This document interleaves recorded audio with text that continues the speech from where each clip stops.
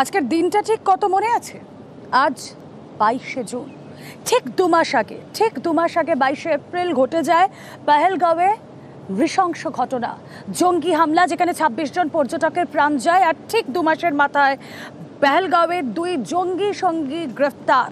এরা সেই জঙ্গিদেরকে যা প্রয়োজনীয় জিনিস সেগুলো সাপ্লাই করতো। মহেন্দ্র সিং, মাফ করবেন, জঙ্গিদের 2 সাহায্যকারীকে পাকড়াও এনআইএ। পেহেলগাঁওয়ের হিল পার্ক থেকে গ্রেফতার 2 ধৃত পারভেজ আহমেদ জোথার, ওয়াসির আহমেদ জোথার।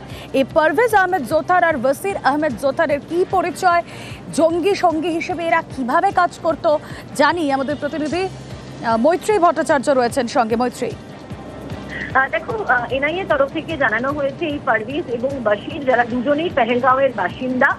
পারভেজ আহমেদ জোথার যে ভাটকোটের বাসিন্দা এবং পেহেলগাঁওয়ের একেবারে হিল পার্ক এলাকার বাসিন্দা হচ্ছে বাশির আহমেদ জোথার।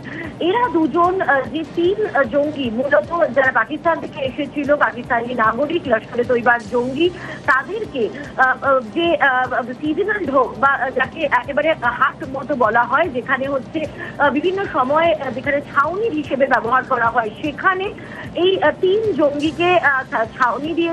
সেই জঙ্গিদের থাকার ব্যবস্থা করেছিল, তাদের খাবার দিয়েছিল এবং সমস্ত রকম লজিস্টিক্যাল সাপোর্ট করে দিয়েছিল, যারা তারপরে 22শে এপ্রিল পেহেলগাঁওয়ে ঢুকে পেহেলগাঁওয়ের নৃশংস হত্যাকাণ্ড চালিয়েছিল।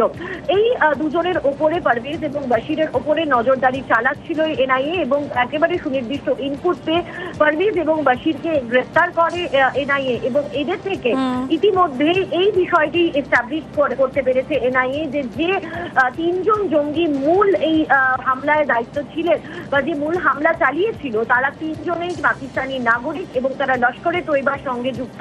ফলে ভারতের তরফ থেকে এতদিন পর্যন্ত যে ক্লেম করা হচ্ছিল, সেই ক্লেমকে সাবস্টেনশিয়েট করার জন্য যে তথ্য প্রমাণ, সেটা কিন্তু এবার এনআইএ উঠে আসলো। এই পারভেজ এবং বাশির, যারা দুজন জঙ্গিদের সাহায্যকারী হিসেবে কাজ করেছে এই পেহেলগাঁও হামলার সময়, সেই 2 জঙ্গি সাহায্যকারীকে তারা গ্রেফতার করতে পেরেছে। বেশ।